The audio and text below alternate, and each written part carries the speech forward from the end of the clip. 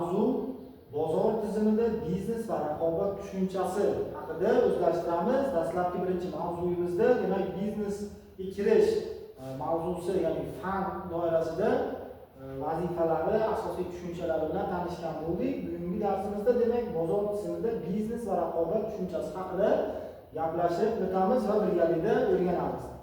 Demak, ushbu mavzuga demak doirasida birinchi holat bo'yicha bozor tushunchasi va bozorning funksiyalari haqida sizlar bilan gaplashamiz. Bilamiz, bozor tushunchasi bu o'sha sotuv holatlari, ya'ni bozor deganda sotuvchi va xaridorlarning mahsulotlarni pul vositasida ayirboshlash holatda yuzasidan kelib chiqqan iqtisodiy munosabatlarga aytiladi hamda ularning iqtisodiy o'zaro aloqalari tushuniladi. Bozorning funksiyalari ham bir qancha mavjud. Bularni ham hozir birgalikda ko'rib o'rganib chiqamiz. Demak, bu yerda o'sha sotuvchi va xaridorlarning o'zaro birgalikdagi sa'y-harakatlari bozorni keltirib chiqaradi. Demak, bozor esa ularni o'zaro birlashtiruvchi mexanizm bo'lib xizmat qiladi. Ya'ni o'sha mexanizm ishlashi uchun bozorda bilamiz, sotuvchilar o'zlarining takliflari bilan bozorga chiqadigan bo'lsa, aynan iste'molchilar, xaridorlar o'zlaridagi bor ehtiyoj, ya'ni holatlari bilan bozorga borishadi. Va yana aytishimiz mumkin, bu yerda qo'shimcha ta'rif sifatida bozor tushunchasiga, bozor bu qadimgi faylasuflar demak ta'bir bilan aytganda ijtimoiy birlashish, ya'ni kim birlashadi desa, bozorda o'sha xaridor va demak sotuvchilar birlashadi. Ijtimoiy birlashish bo'lib, bu vakillarning sotuvchi va xaridorlari hisoblanadi deb aytilyapti. Sotuvchilar bilan xaridorlar o'rtasida mahsulotlarni o'zaro ayirboshlash iqtisodiy munosabatlarni mujassamlashtiradi deb aytilyapti. Ya'ni u yerda ayirboshlash holatlari qadimgi davrlarda bilamiz.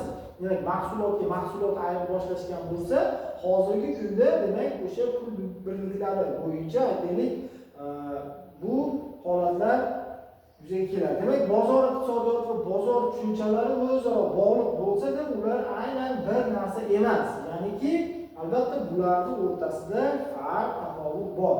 Agar bozor iqtisodiyoti yaxlit bir organizm bo'lsa, bozor uning muhim bir holati, ya'ni a'zosidir deb aytilyapti.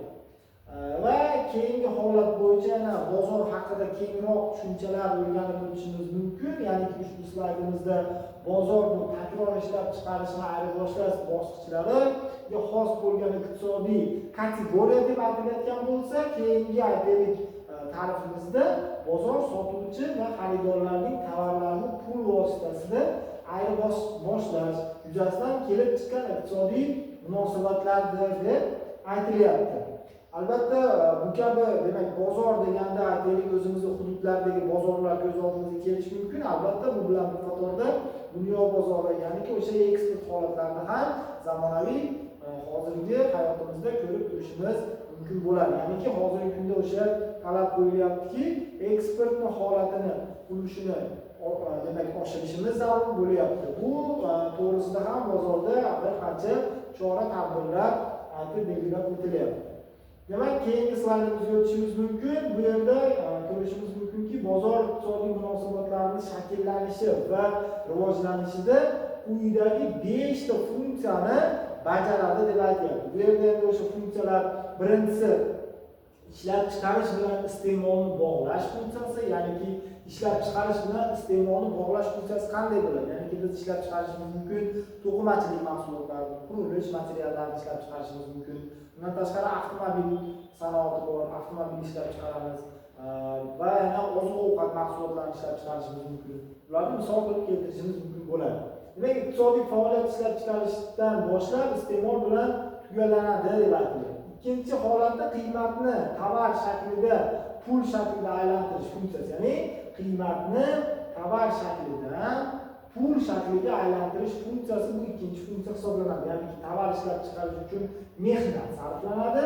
Shu mehnat qiymatini shakllantiradi.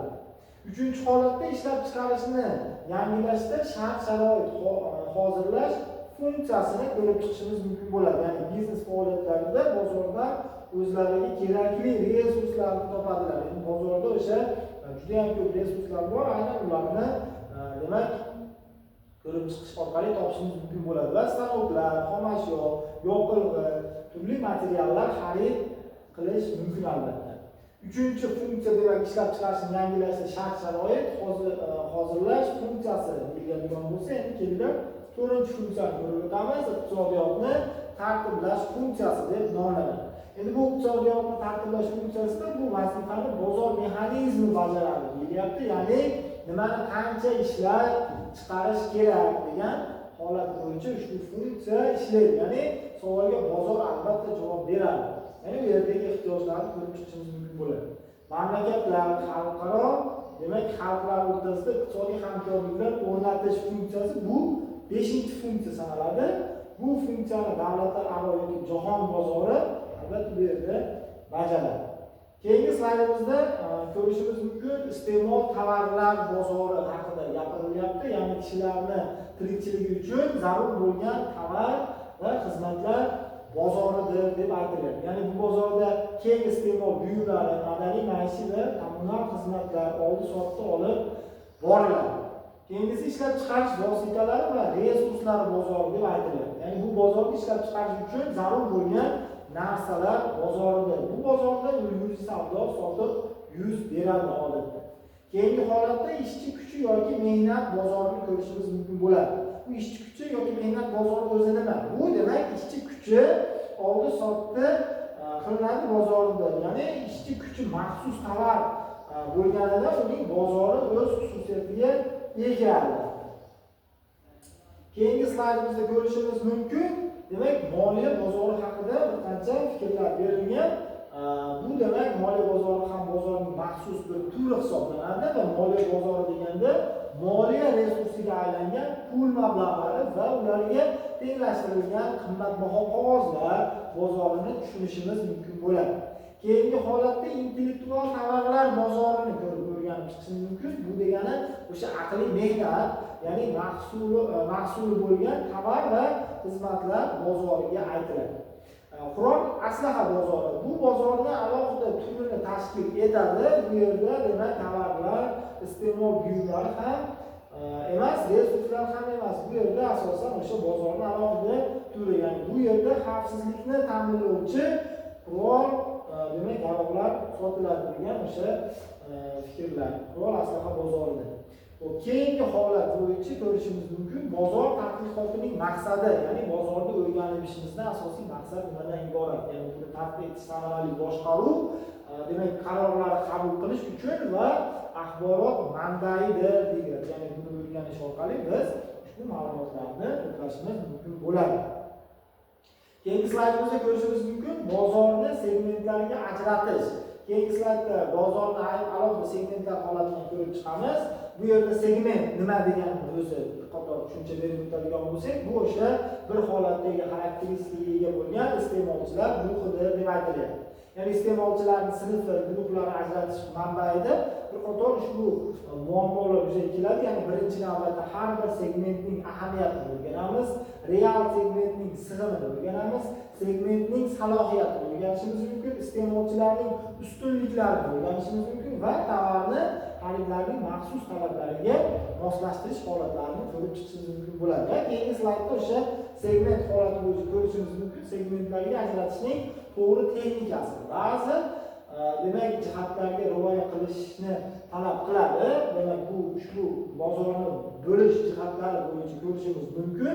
Bu yerda demak boshqarish, raqobatchilar, banal xaridor, ya'ni doimiy xaridor, demak bu yerda o'lchov birligimiz yetarlilik, qulaylik, daromadlilik, himoyalanganlik holatlari va nazorat holatini ko'rishimiz mumkin bo'ladi. Ushbu demak slaydimizda har bitta hozir yuqorida aytilgan holatga ta'rif berilyapti. Ya'ni yetarlilik nima degani? Bu demak bozorni tashkil qiluvchi segmentlarning sanoqli bo'lib, tanlab demak talab qilinishini anglatadi. Xo'p, demak keyingi slaydda raqobat tushunchasi, raqobat strategiyasi va bozor konjunkturasini o'rganish holati bo'yicha ko'rishimiz mumkin. Raqobat tadbirkorlikning ajralmas bir bo'lagi deb deyiladi va raqobat umumiy holat bo'yicha kategoriya bo'lib, ijtimoiy jarayon qatnashchilar o'rtasidagi yaxshiroq demak yashash uchun bo'ladigan demak kurashni anglatadi deb aytilyapti.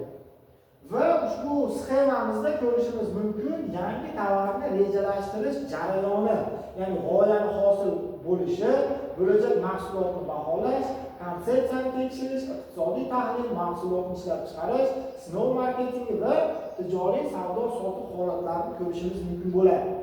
Albatta bu yerda yangi tovar yaratish imkoniyatini muntazam demak qidirish g'oyalari, manbalar, xodimlar, raqobatchilar hisoblanadi deb aytilyapti.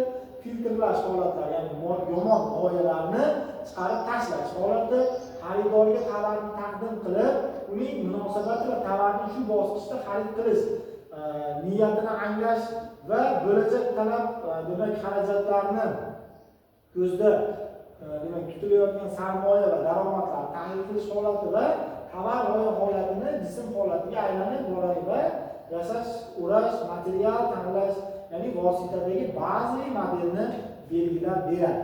Keyingi holatda tovarni bir necha hududlarda sotish voqealarini demak borishini amalda kuzatish va oxirgisi tovarni butun marketing rejasi bo'yicha sotish, savdo kanallari, narxlar, raqobat va moddalar holatlari kelib chiqishi mumkin bo'ladi. Ya'ni ushbu bugungi mavzuyimizda asosan sizlarga bozor tizimida biznes raqobat holatlari, ya'ni biznesning turlari o'rganib chiqdik va raqobat tushunchasi holati bo'yicha umumiy tushunchalar bergan bo'ldik. Albatta ushbu terminologiyalarni qator yuqorida berib o'tilgan mavzu demak mavzu matnida ko'rishinglar mumkin. Bundan tashqari ushbu prezentatsiyani ham platformaga joylab boraman.